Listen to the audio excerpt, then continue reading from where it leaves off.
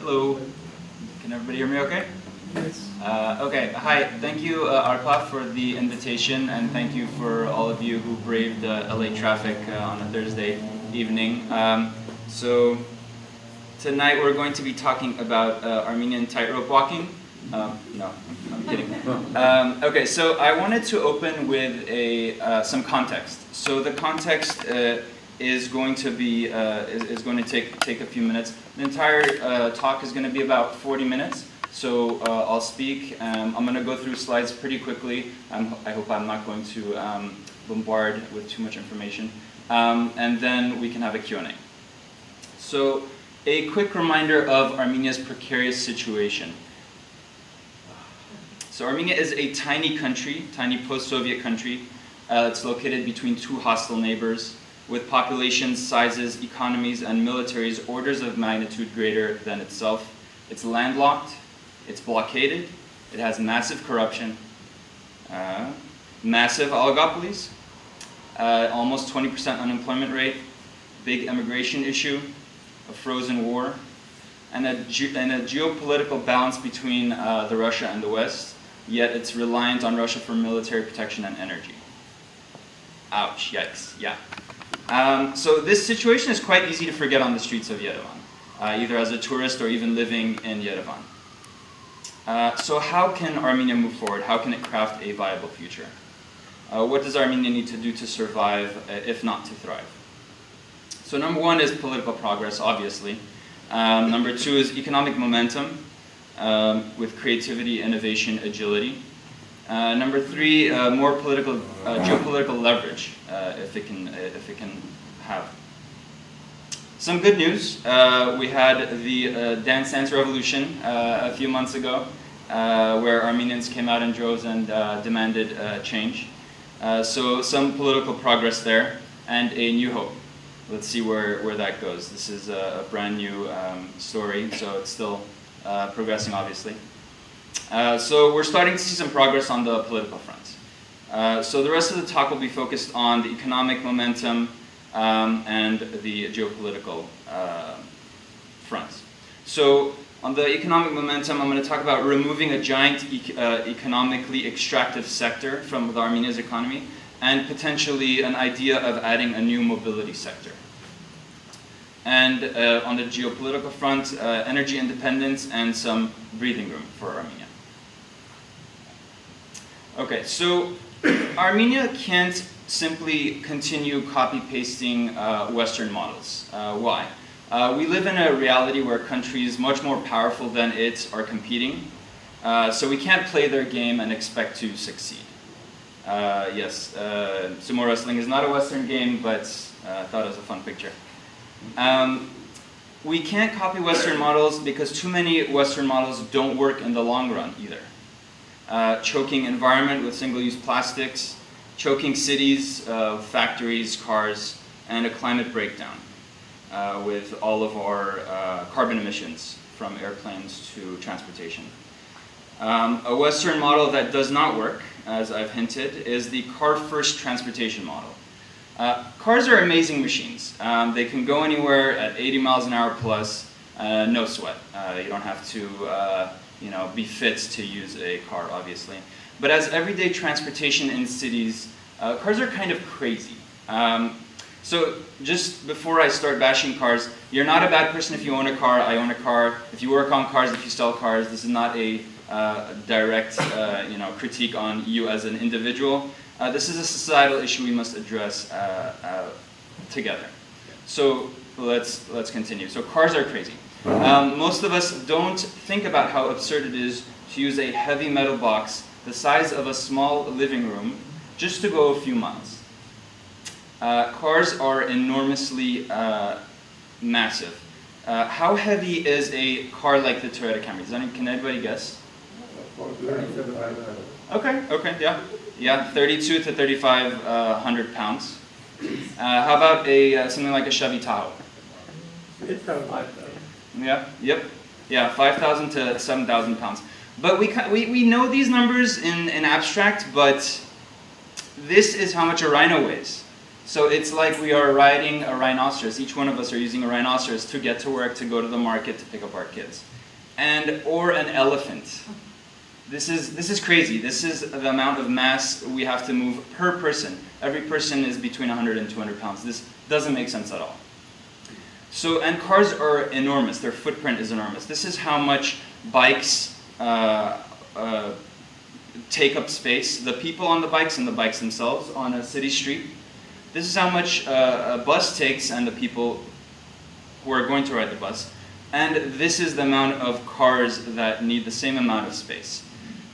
So after I've kind of thought about this for a while, when I'm in traffic, I actually don't see traffic. I see empty space with a few people, surrounded by a giant shell. So this kind of makes it very clear that it's really not traffic, it's the size of the car that makes a difference. So what happens when cars are primarily used as a primary mode of transportation? Insane waste of space. Can anybody guess what this red circle represents? Spanning from Burbank to Santa Monica to Inglewood to Pasadena.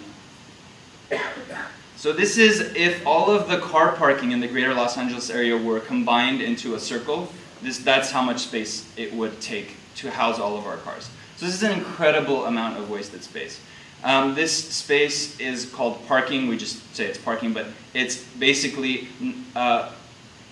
cars resting there and doing nothing. It is an economic dead zone.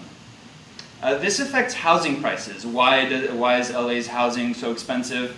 Why are there so many homeless? The property taxes are high, cost of living is high. A lot of it is due to the fact that this much space is not being productively used to house anybody, to have any kind of stores, to have any kind of economic activity. It's just using to store big metal boxes.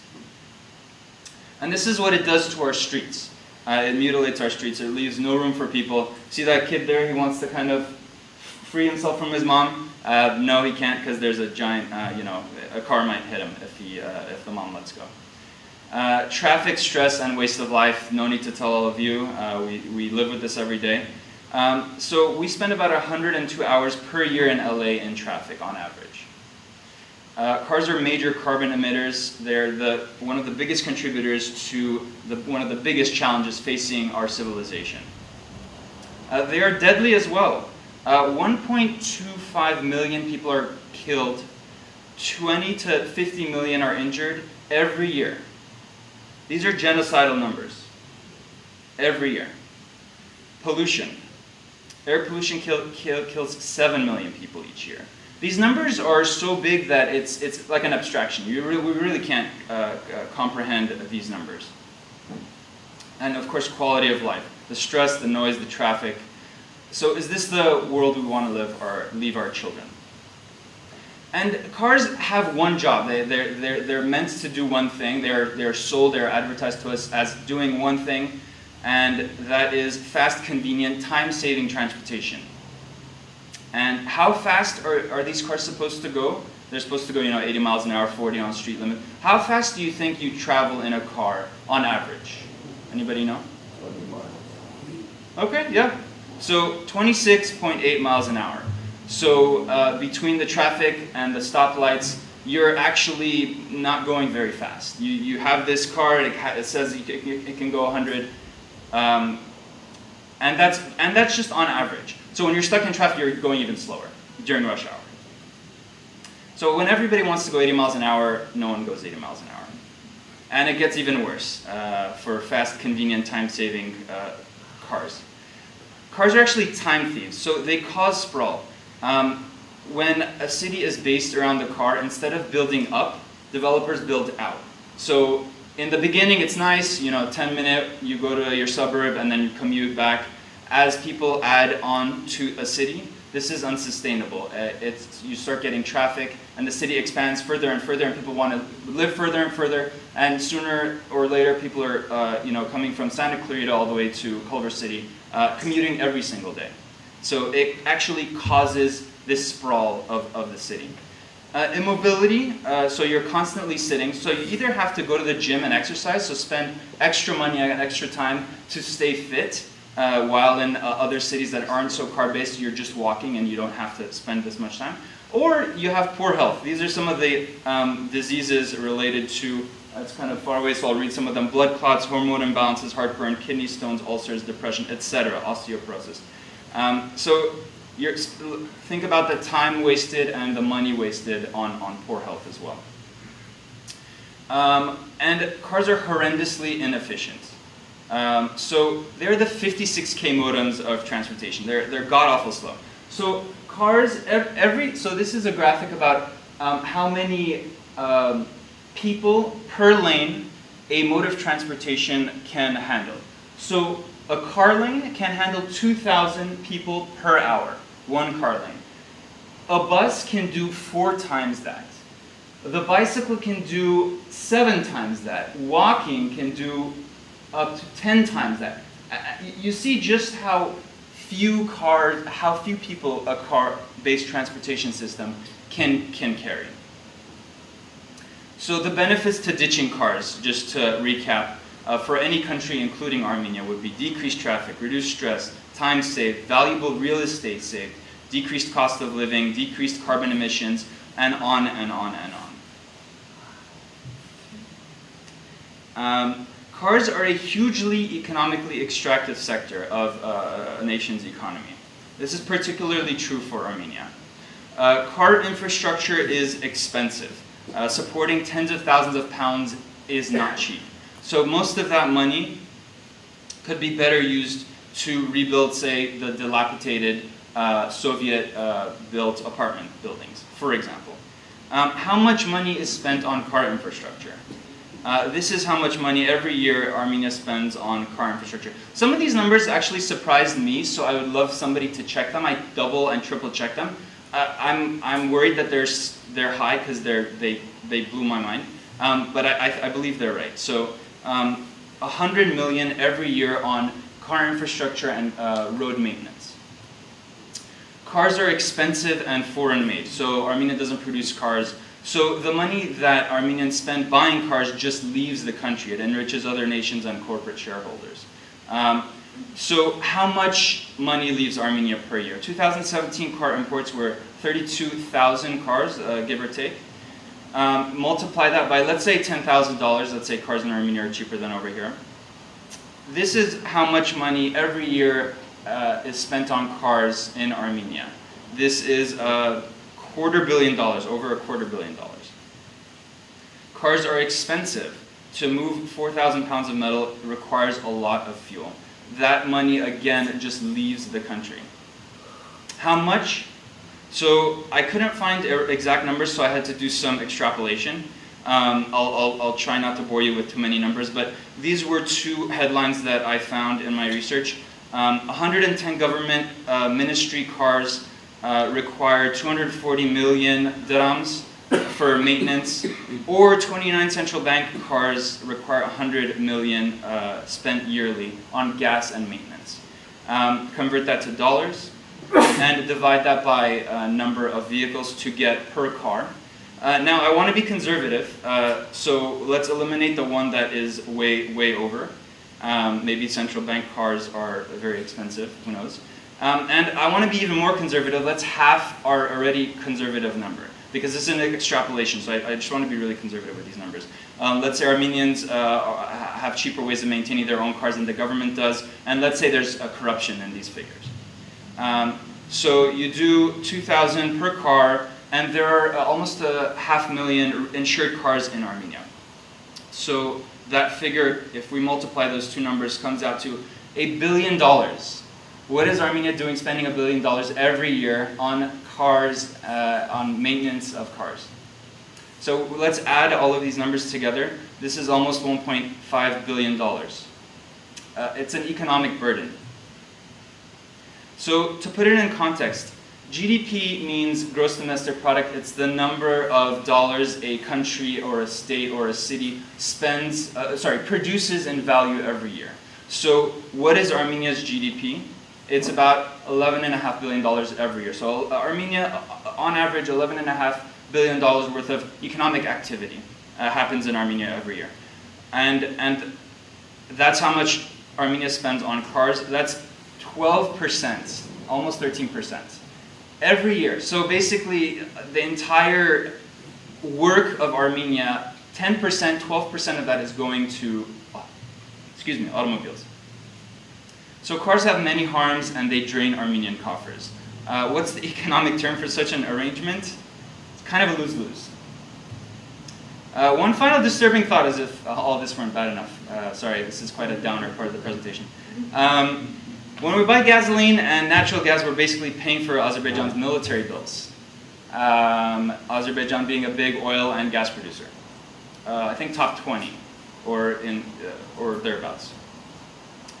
So cars are particularly unnecessary in Armenian cities due to the small size of Armenian towns and cities. So this is Yerevan. This is not the center of Yerevan. This is all of Yerevan. It has a 5-mile radius. That little portion in the middle is the Getron that all of us usually travel in. But all of Armenia is about a 5-mile radius. So cars are an absolute overkill for such a small city. And Yerevan, obviously, the biggest city in Armenia. Cars exacerbate Armenia's energy problem. So Armenia has a limited energy resource. 35% is locally produced domestically. It has no oil or natural gas reserves, so you have to import all of that. So this makes Armenia dependent on volatility, oil prices, fuel interruptions, etc. So it imports oil from Georgia, Iran, Russia, Europe, etc. So why are we continuing this massively inefficient and energy-hungry mode of urban transportation? Let's remember that Russia, who we have to rely on to import a lot of this oil from, is no stranger to using oil as an economic weapon. If we remember the crisis a few years ago where they threatened to cut off natural gas supplies to Europe. In Armenia's case, Russia actually restricted the pipeline from Iran to Armenia so that Armenia would stay dependent on Russia. It's still always going to be dependent, but even that, the Russians said, no, the pipeline has to be smaller. So by eliminating cars, Armenia would benefit from a massive reduction in the need for oil and natural gas. This has big geopolitical ramifications. This would remove a large leverage point that Russia currently has on this landlocked and economically blockaded country. It's a small step towards true independence and a giant leap towards energy independence if Armenia can rid itself of this huge waste of oil and gas. So what's the alternative? Okay, I've done enough car bashing. What's the alternative? How about the Copenhagen model? Okay, that's a possibility. Armenia is smaller than Copenhagen. The cities of Armenia are smaller, and so it'd be even easier to get around on a bicycle. And it's less cold. It's actually further south than Copenhagen is. But can we do better? So some of the problems with bikes: prone to weather, sweat and fatigue. You have to be kind of in shape, or in the summers you're kind of sweaty when you go to work or when you're visiting relatives, etc. And lack of portability. If you want to pair it with public transportation, how are you going to get this thing on buses or subways? So there's a big mobility trade-off here between cars and walking and biking. On the one hand, cars have the power, the protection, the trunk and the passenger room, and walking, biking has that movement, gets you a little fit. It's on a human scale, so you don't have to, the city doesn't have to sprawl. It's light and compact, and it's really, really low cost and efficient. Best of both worlds. Can we cherry pick the best of cars and without their consequences, and the benefits of biking and walking without their inconveniences? So electric micromobility, this was kind of the topic of tonight. So these are little electric vehicles with a variety of form factors and capabilities. So here you see some examples of little electric micromobility devices. It's a whole ecosystem of little vehicles. You know those newfangled scooters that you keep hearing about? That's an example. These are some of the scooter sharing companies that exist currently. So some of them you might have heard of. But there are also other form factors. For the young and adventurous, there's the electric unicycle. There's the skateboard with a giant wheel in the middle if you're a teenager and you want to be adventurous. There's also the practical. If you need to go groceries and you're not too physically fit, something like a Vespa, an electric Vespa type thing, or just a bike that has the motors and everything inside the tubes of the chassis. There's electric cargo bikes. Take your kids to school, do your grocery shopping. And then there's even kind of smart car type bike car hybrids. So it's solar panel, has solar panel, you can pedal it, it's electric powered. So it has all kinds of different ways to move it instead of oil and gas. So I actually consult with this company that makes this vehicle. It's one of my favorite vehicles. So this is from the PowerPoint presentation that I made for them for their investment. It's quite funky. It's a fun-looking vehicle. And so these are some of the benefits. So it has a protective shell in the winter months for weather, if it's snowing or raining, like a car. There's safety. So this thing has been hit by cars, and the people in it have not only survived, but they've actually been fine. So it has real-world testing. It has a solar panel, so if you leave it out, you don't even need to charge it. It's pedal powered as well, so you give it a little pedal and it helps you with the electric motor. It's really, really light. It's 160 pounds. And it can transport 550 pounds of cargo. This is a really big proportion. Like trucks can't even do this kind of ratio to cargo and weight and cargo. And even older users can use this. This was on ELF's website. It says, I'm 80 years old, slowly dimming eyesight, stiffened joints, weakening muscles, and slowing reaction time. So this isn't like a super athlete who's 80 years old. This is a regular 80-year-old. And he drove or rode his ELF from Virginia to Arkansas. These are the vehicles that we've been seeing in science fiction. The hoverboard of Back to the Future, the flying bike of E.T., and the light cycle of Tron. This is kind of, when we used to watch Star Trek, 20, 30 years ago, and they had these fancy things, and now we're seeing cell phones, etc. But the vehicles haven't really changed. But this might be the future. I have a short video, very quick, to show you guys. The sound might not be very good, but just to give you an idea of all these vehicles.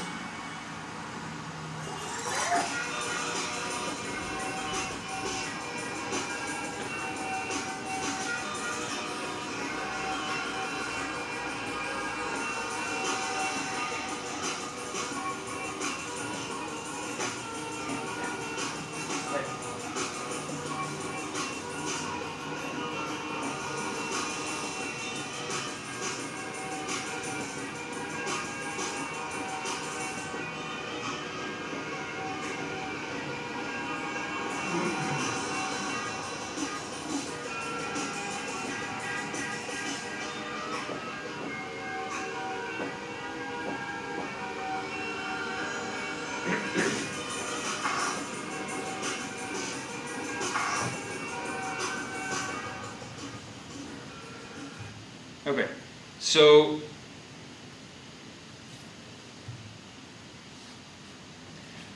all these vehicles, they combine the benefits of cars and bikes. So they have the speed of the wheel, and they have the power of an electric motor and battery. So you're not going to work sweaty if there's a hill. You don't have to be fit. If you're a little on the older side, there's the tricycle or the kind of bike, the shell version. So there's really a different form factor for every person. You have your movement, you have your weather protection, you even have trunk and passenger room on some of these models. Some of them are really light and compact, so you can take them onto the bus or subway, and they're really, really low cost. So let's look at some numbers. So annual car emissions. How much carbon dioxide does a car emit per year? It's about its own weight in carbon emissions. So every car is spewing 4 tons of carbon dioxide into the air every year. That's how much micromobility emits, about a fraction of that, 4%. They're really affordable. If you compare a car 20,000 plus, some of these vehicles you can get for $800, $700, $1,000. They're insanely efficient. So regular gasoline cars go around 30 to 40 miles per gallon. That's their efficiency. That's how much every gallon of fuel gets you 30 miles or 40 miles per gallon. The Tesla, which is supposed to be a really high-tech, fancy car, it gets 126 miles to the gallon. A significant improvement. But micromobility gets well over 1,000 miles per gallon, equivalent. Accessibility, this is really important. So automobiles, they exclude a lot of people from mobility, especially in a city like Los Angeles or any city that is car-based. Kids can't use them, they have to be shuttled around by their parents. Teens can't use them, again, shuttled around by their parents. The elderly, they get stuck in their homes after they lose their licenses. The loneliness is a huge issue amongst this population. The poor can't afford cars, and neither can disabled. A lot of disabled can't use automobiles either eyesight problems or etc. So micromobility is very, very accessible because of the lower speed. It's kids can use them, the elderly, poor, disabled. It's much more accessible. So on to kind of the Armenia focused portion of it. So Armenia could profit from the coming micromobility boom.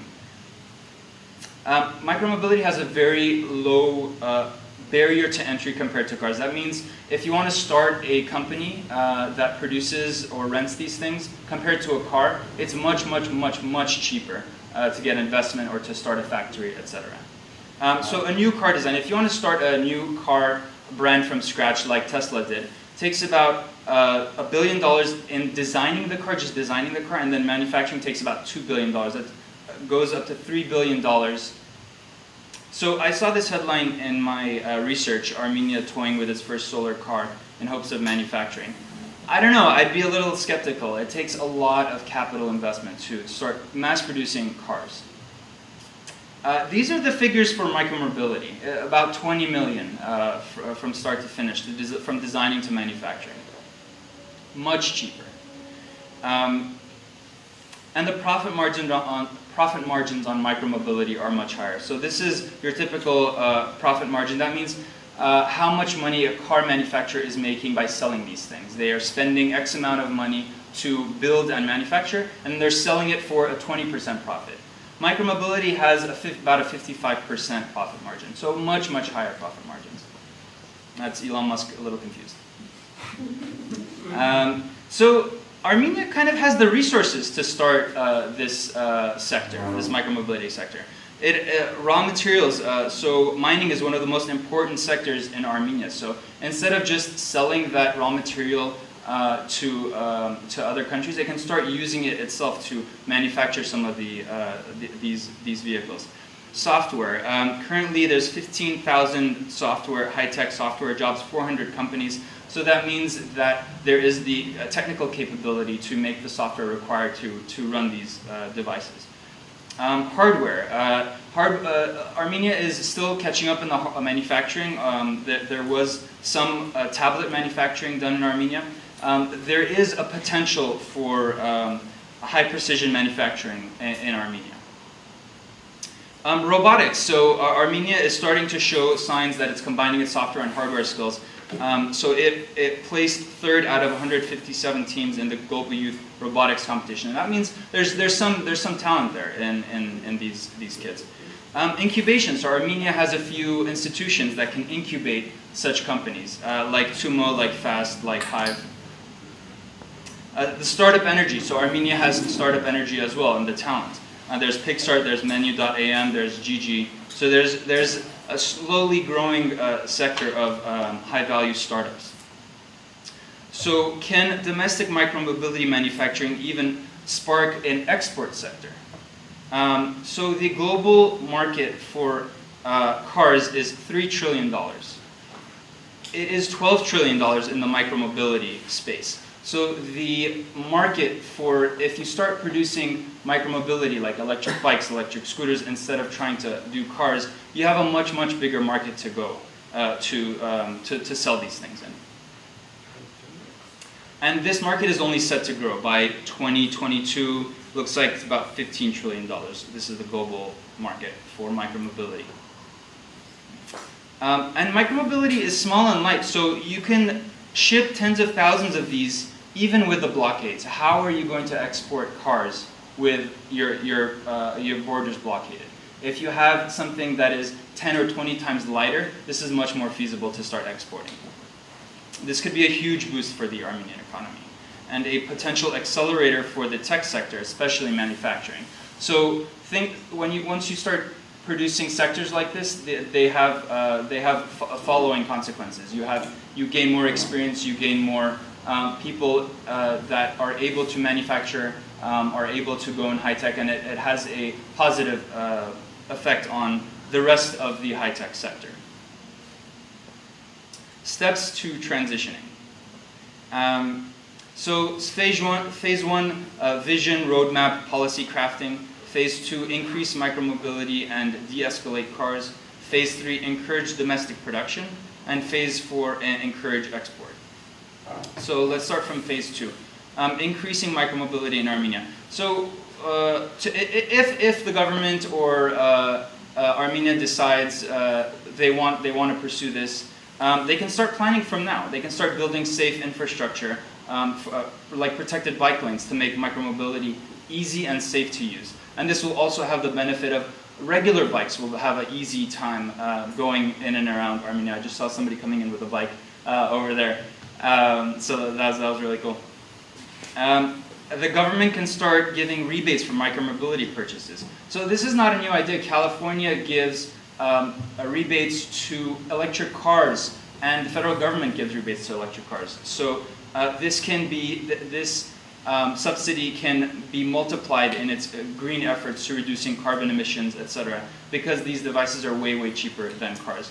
So, and Sweden's subsidy on e-bikes is so popular that it could soon run dry. I found this article as I was doing my research. So it's, even for micromobility, like e-bikes, electric bikes, this is not a new idea. The government could incentivize local micromobility sharing companies. This might be the fastest route, so companies like those scooter companies that you hear so much about, the Birds and the Limes, they kind of have shown a model where you buy 1,000 of them, you just place them on the streets, people don't have to research them, they could just use them with an app. So this might be actually the fastest route to getting micromobility in Armenia with the right investment. So again, Tumo, Hive, and Fast, institutions like this could incubate micromobility startups. Incubate means basically get them the resources to the technical resources, the financial resources.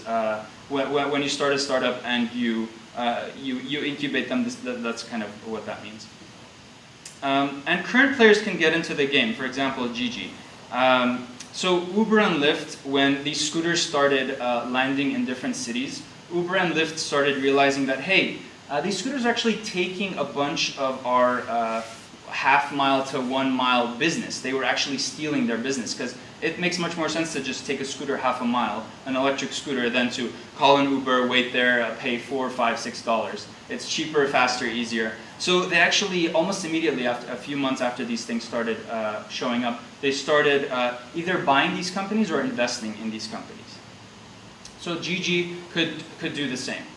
They could start investing in electric scooters, for example. Phase 2, de-escalate car use and ownership.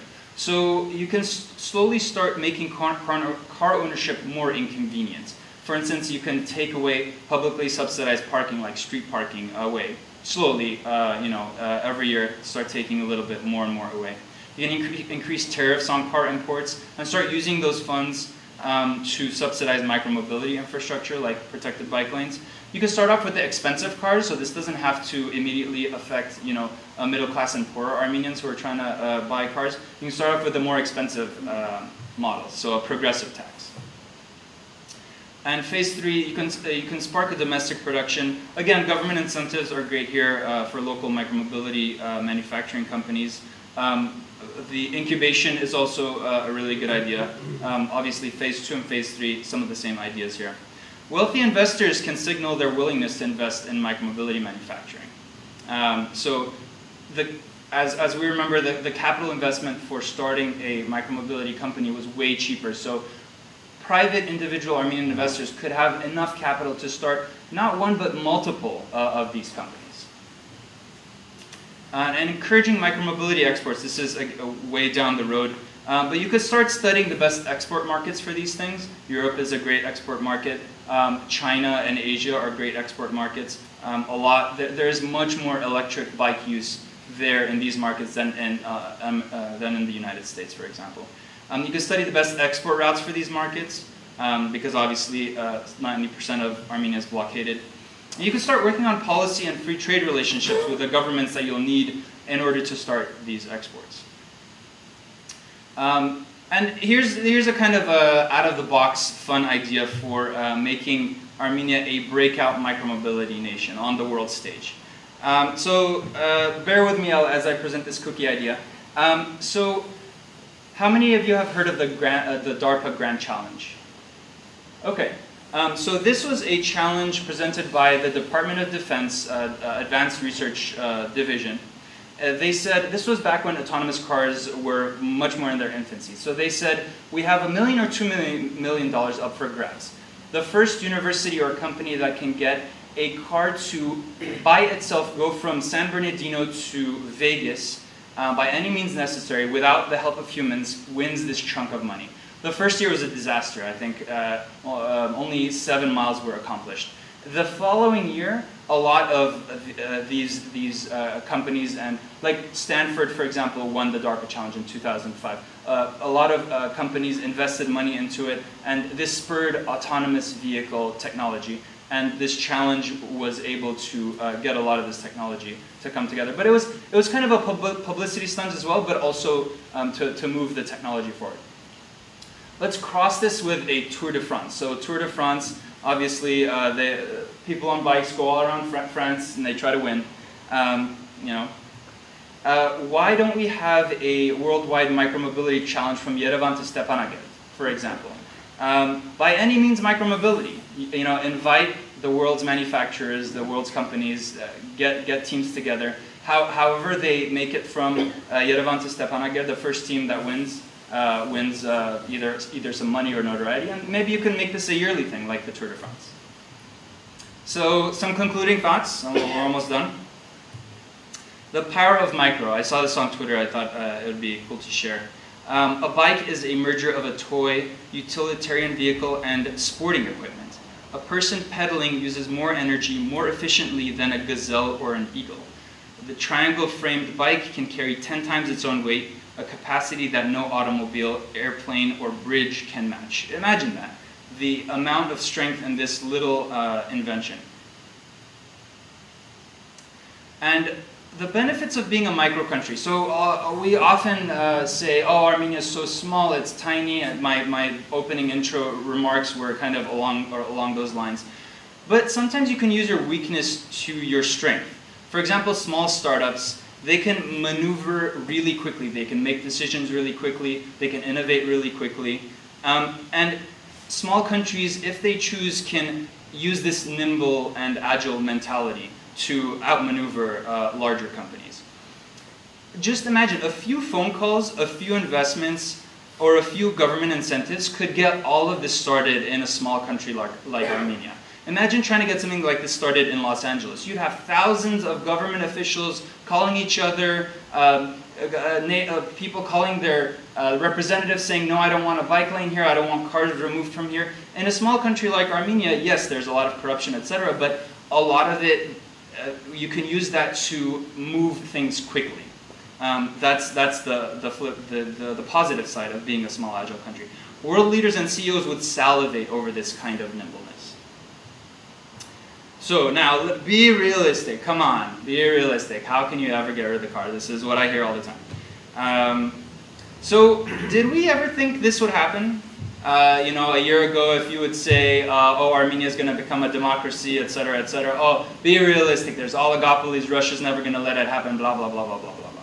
So after 2 decades of hopelessness and corruption, the Armenian people said, screw this shitty reality.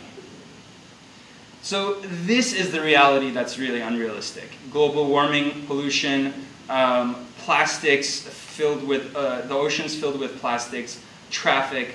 This is the reality that is unrealistic. It's large and unsustainable. Okay. Another fun thing to think about. So, what would you say when guests come over and leave your house like this? What one word would you use? Amot, exactly. But we don't think about that kind of as a civilization, we are acting like this. We are trashing the planet.